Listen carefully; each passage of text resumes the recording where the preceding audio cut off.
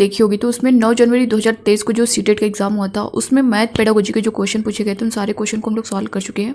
और आज की इस वीडियो में 10 जनवरी 2023 को जो सीटेट का एग्जाम हुआ था उसमें मैथ्स के जो क्वेश्चन पूछे गए उन सारे क्वेश्चन को सॉल्व करेंगे। तो आप लोग बने रहिएगा वीडियो के लास्ट तक बिना स्किप किए। और दोस्तों नए हो चैनल पे सब्सक्राइब कर लीजिएगा, बेल आइकन को प्रेस कर लीजिएगा ताकि सीटेट से रिलेटेड हर अपडेट हर क्लास आपको टाइम पर मिले। और दोस्तों प्लीज़ आपसे रिक्वेस्ट है वीडियो को ज़्यादा से ज़्यादा शेयर करिएगा ताकि हर स्टूडेंट तक पहुँच सके। पहला क्वेश्चन आप लोग स्क्रीन पर देख पा रहे होंगे, गणित में प्रमेयों को सिद्ध किया जा सकता है। ऑप्शन ए में दिया गया है प्रयोग द्वारा, बी है निगमन द्वारा, सी है जांच द्वारा, डी है प्रेक्षण द्वारा। तो दोस्तों देखिए गणित में प्रमेयों को जो है सिद्ध किया जा सकता है किसके द्वारा, तो निगमन द्वारा जो है इसे सिद्ध किया जा सकता है। ऑप्शन बी जो है इसका करेक्ट आंसर हो जाएगा। ठीक है दोस्तों, देखिए निगमन विधि में सिद्धांत या परिभाषा को पहले बता दिया जाता है, बाद में उस सिद्धांत का प्रयोग बताया जाता है। ठीक है, तो ऑप्शन बी इसका करेक्ट होगा। अगला क्वेश्चन देखेंगे, यांत्रिक गणना एवं रटने पर आधारित आकलन की अपरिष्कृत विधि का सबसे अच्छा उदाहरण निम्न में से कौन सा है। इसमें से सबसे अच्छा उदाहरण कौन है वो आपको बताना है। ऑप्शन ए में दिया गया है सहपाठी और शिक्षक शिक्षिका की सहायता एवं परामर्श लेते हुए वर्कशीट में दी गई समस्याओं को हल करने के लिए विद्यार्थियों को कहना। बी दिया गया है गुणन सारणी पहाड़े एवं सूत्रों को याद करने के लिए विद्यार्थियों को कहना क्योंकि ये अभिकलन हेतु बुनियादी कौशल के रूप में आवश्यक है।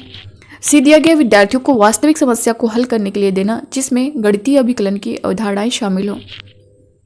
और डी दिया गया है कक्षा में प्रत्येक मुख्य विषय वस्तु को पढ़ने या चर्चा करने के बाद नियमित रूप से रचनात्मक आकलन करना।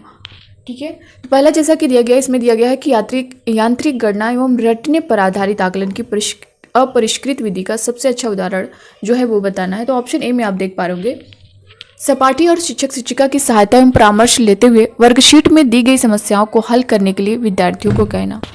तो ये जो है नहीं होगा। बी आप देख पा रहे होंगे गुणन सारणी पहाड़े एवं सूत्रों को याद करने के लिए विद्यार्थियों को कहना क्योंकि ये अभिकलन हेतु बुनियादी कौशल के रूप में आवश्यक है।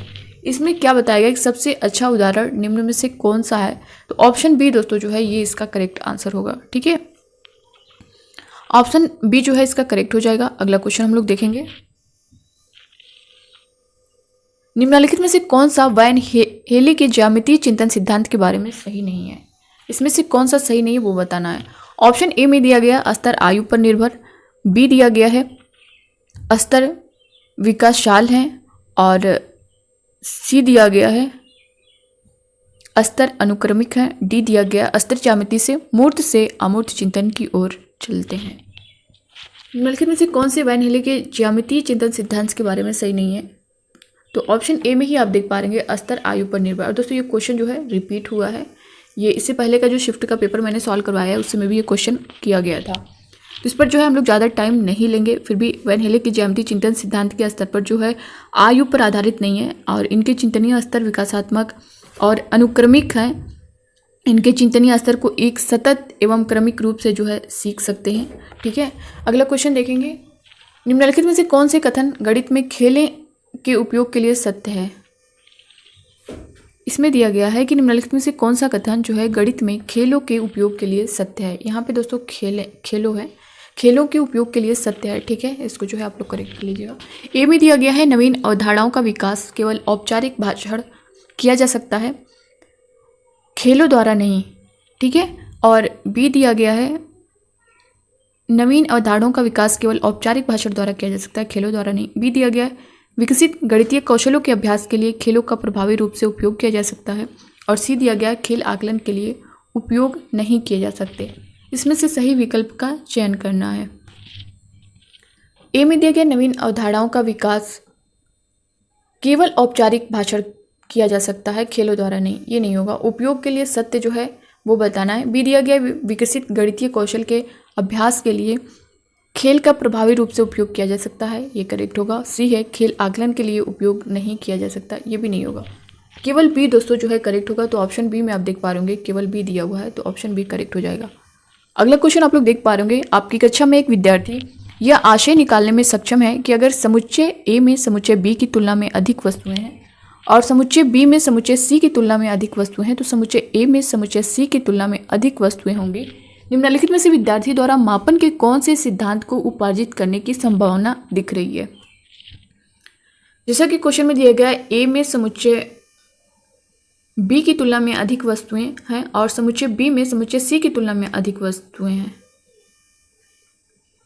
तो समुच्चय ए में समुच्चय सी की तुलना में अधिक वस्तुएं हैं होंगी। निम्नलिखित में से विद्यार्थी द्वारा मापन कौन से सिद्धांत को उपार्जित करने की संभावना दिख रही है। तो दोस्तों इसमें जो है अनुपातिक चिंतन दिया गया, नहीं होगा। बी दिया गया क्रम विनिमयता, ये भी नहीं होगा। संरक्षण भी नहीं होगा। संक्रामिता होगा। ऑप्शन डी जो है इसका करेक्ट आंसर हो जाएगा। इसमें जो है विद्यार्थी द्वारा मापन के संक्रामिता सिद्धांत को उपार्जित करने की संभावना होगी, तो डी वाला ऑप्शन करेक्ट हो जाएगा। अगला क्वेश्चन आप लोग देख पा रहे होंगे, प्राथमिक स्तर पर प्रतिमानों के अध्ययन को संवर्धित किया गया है क्योंकि ऑप्शन ए में दिया गया है प्रतिमान प्रकृति में कलात्मक होते हैं। बी दिया गया है प्राथमिक कक्षा में एक अध्यापक के लिए प्रतिमानों को पढ़ाना आसान होता है। सी है प्रतिमान कई गणितीय अवधारणाओं के आधार पर निर्माण करते हैं। डी दिया गया प्राथमिक कक्षाओं में पाठ्यक्रम बहुत कम है, इसलिए बच्चों को प्रतिमानों को बनाने में व्यस्त रखा जा सकता है। नहीं। ऑप्शन ए में दिया गया है प्रतिमान प्रकृति में कलात्मक होते हैं, ये भी नहीं होगा। बी है प्राथमिक कक्षा में एक अध्यापक के लिए प्रतिमानों को पढ़ाना आसान होता है, ये भी नहीं होगा। सी है प्रतिमान कई गणितीय अवधारणाओं के आधार पर निर्माण करते हैं। ऑप्शन सी जो है इसका करेक्ट आंसर हो जाएगा। अगला क्वेश्चन आप लोग देख पा रहे होंगे, कक्षा 1 के विद्यार्थियों को संख्याओं की अवधारणा प्रस्तुत करते हुए श्री अब्दुल्ला ने विभिन्न वस्तुओं सामग्रियों जैसे पेंसिल, गेंदें, टॉफियां इत्यादि का उपयोग किया। निम्नलिखित में से कौन सा इस युक्त का उपयोग करने का सर्वाधिक उपयुक्त कारण है। ऑप्शन ए में दिया गया है विद्यार्थियों का ध्यान सुपरिचित वस्तुओं की ओर आकर्षित करना, और बी दिया गया है गणित की कक्षा में कुछ खाली समय बिताना। सी है संख्याएं जो कि एक निराकार संप्रत्यय हैं के संप्रत्ययकरण हेतु साकार मूर्त उदाहरण वांछनीय है। डी दिया गया है विद्यार्थियों को संख्या संप्रत्यय अधिगम के लिए प्रोत्साहन की आवश्यकता है। ऑप्शन सी वाला दोस्तों जो है इसमें करेक्ट होगा। संख्याएं जो कि एक निराकार संप्रत्यय है कि संप्रत्ययकरण हेतु साकार मूर्त उदाहरण वांछनीय है, ये जो है करेक्ट आंसर होगा। इसका अगला क्वेश्चन आप लोग देख पा रहे होंगे, संश्लेषित विधि में हम अग्रसर होते हैं। ऑप्शन ए में दिया गया है ज्ञात से अज्ञात की ओर। बी है अज्ञात से ज्ञात की ओर। सी है कठिन से सरल की ओर। डी है उदाहरण से नियम की ओर। कठिन से सरल नहीं है, अज्ञात से ज्ञात नहीं है, ज्ञात से अज्ञात की ओर। ऑप्शन ए जो है इसका करेक्ट आंसर हो जाएगा। ठीक है, संश्लेषित विधि में हम अग्रसर होते हैं तो ज्ञात से अज्ञात की ओर। ठीक है, संश्लेषित विधि की अगर यहाँ पे हम लोग बात करें तो वस्तु के छोटे छोटे पार्ट में एकत्रित कर अध्ययन करना, इसमें ज्ञात राशियों की मदद से अज्ञात की ओर चलते हैं। विद्यार्थी अपनी प्रदत्त सामग्री के आधार पर उस ओर बढ़ता है जो उसे ज्ञात नहीं है। ठीक है, तो ऑप्शन ए इसका करेक्ट होगा। अगला क्वेश्चन आप लोग देख पा रहे होंगे, राष्ट्रीय पाठ्यचर्या रूपरेखा 2005 के अनुसार गणित की प्राथमिक स्तर की पाठ्यपुस्तकों में क्या जरूर होना चाहिए। ये गणित है। ठीक है, ऑप्शन ए में दिया गया है तकनीकी गणितीय शब्दावली। बी है गणितीय कहानियाँ, खेल और क्रियाकलाप, और सी दिया गया है प्रश्न हल करने की औपचारिक कलन विधि। डी दिया गया है गणितीय संप्रतियों की सटीक परिभाषाएं। गणित की प्राथमिक स्तर की पाठ्यपुस्तक में इसमें से क्या जरूरी होना चाहिए ये बताना है। तकनीकी गणितीय शब्दावली, ये नहीं होगा। बी है गणितीय कहानियाँ, खेल और क्रियाकलाप। ऑप्शन बी दोस्तों जो है ये इसका करेक्ट आंसर हो जाएगा। ठीक है, अगला क्वेश्चन देखेंगे, शिक्षा में विभिन्न हितधारकों के लिए मूल्यांकन लाभदायक है। एक हितधारी के रूप में एक शिक्षक के लिए मूल्यांकन मददगार है। ऑप्शन ए में दिया गया है पाठ्यक्रम की रूपरेखा बनाने एवं पठ्यचर्या के विकास में। बी दिया गया है एक विद्यालय का संचालन किस प्रकार किया जाता है, यह महत्वपूर्ण सूचना देने में। सी है सामान्य एवं वैयक्तिक अधिगम के दौरान विद्यार्थियों के सामने आई कठिनाइयों की पहचान करने में। और डी दिया गया है मूल्यवान एवं गंभीर प्रशासनिक निर्णयों को लेने में। यहाँ पे क्वेश्चन में दिया गया है कि शिक्षा में विभिन्न हितधारकों के लिए मूल्यांकन लाभदायक है। एक हितधारी के रूप में एक शिक्षक के लिए मूल्यांकन मददगार है। पाठ्यक्रम की रूपरेखा बनाने एवं पाठ्यचर्या के विकास में नहीं। विद्यालय का संचालन किस प्रकार किया जाता है, यह महत्वपूर्ण सूचना देने में नहीं। सामान्य एवं वैयक्तिक अधिगम के दौरान विद्यार्थियों के सामने आई कठिनाइयों की पहचान करने में। ऑप्शन सी दोस्तों जो है इसका करेक्ट आंसर हो जाएगा। अगला क्वेश्चन आप लोग देख पा रहे होंगे, गणित की कक्षा में एक बच्चा जो है लिखता है 4.78 ग्रेटर देन 4.9। नेक्स्ट है 7.26 ग्रेटर देन 7.3। निम्नलिखित में से कौन सा इस त्रुटि के लिए सर्वाधिक उपयुक्त कारण है। ऑप्शन ए में दिया गया है बच्चा लापरवाह है और कक्षा में सतर्क नहीं है। बी दिया गया है बच्चे को अभ्यास के लिए अधिक समान प्रश्न देने की आवश्यकता है। सी है बच्चे ने इस नियम की एक 3 अंकीय संख्या किसी 2 अंकीय संख्या से बड़ी होती है का अति व्यापकीकरण कर लिया है। और डी दिया गया है बच्चे गणितीय अधिगम अयोग्यताएं हैं। तो इसका जो करेक्ट आंसर होगा वो क्या होगा, जैसा कि दिया गया है कि निम्नलिखित में से कौन सा इस त्रुटि के लिए सर्वाधिक उपयुक्त कारण है, ये बताना है। बच्चा लापरवाह है और कक्षा में सतर्क नहीं है, ये नहीं होगा। बी है बच्चे को अभ्यास के लिए अधिक समान प्रश्न देने की आवश्यकता है, नहीं। बच्चे ने इस नियम के एक 3 अंकीय संख्या किसी 2 अंकीय संख्या से बड़ी होती है का अति व्यापकीकरण कर लिया है। ऑप्शन सी जो है इसका करेक्ट आंसर होगा। ठीक है, अगला क्वेश्चन देखेंगे। राष्ट्रीय पाठ्यचर्या रूपरेखा 2005 के अनुसार प्राथमिक स्तर के गणित का शिक्षण एवं अधिगम केंद्रित होना चाहिए।